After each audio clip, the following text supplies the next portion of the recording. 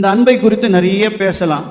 நான் உங்களுக்கு ஒரு உதாரணத்தை, இயேசு கற்றுக் கொடுத்த ஒரு காரியத்தை நான் சுட்டி காட்டுகிறேன். ஒரு நியாய சாஸ்திரி கேட்கிறான், நித்திய ஜீவனை அடைய நான் என்ன செய்வேன்? பிரமாணம் என்ன சொல்லுகிறது?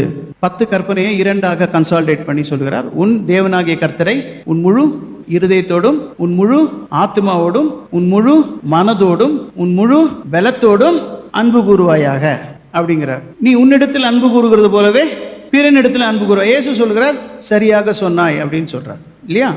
இப்போ இதை நமக்கு எல்லாம் தெரிந்த வசனம் தானே, நம்ம எப்போதுமே சொல்லுவோம் இல்லையா? என்ன அர்த்தம்?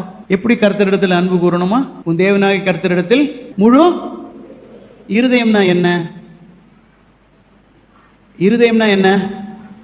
இருதயம் ஆங்கிலத்தில் யோ ஃபுல் ஹார்ட்டுன்னு தான் கொடுத்துருக்கு. அது இங்கிலீஷில் தான் ஹார்ட் தான். அதுக்கு வேதாகமத்தின் வார்த்தைகள் எல்லாம் குறியீடுகளாக இருக்கிறது. அதனுடைய ஆவிக்குரிய அர்த்தங்களை நாம் புரிந்து கொள்ள வேண்டும். இங்கு ஒருவர் மரித்தால் டாக்டர் என்ன சர்டிஃபிகேட் எழுதி கொடுப்பாரு?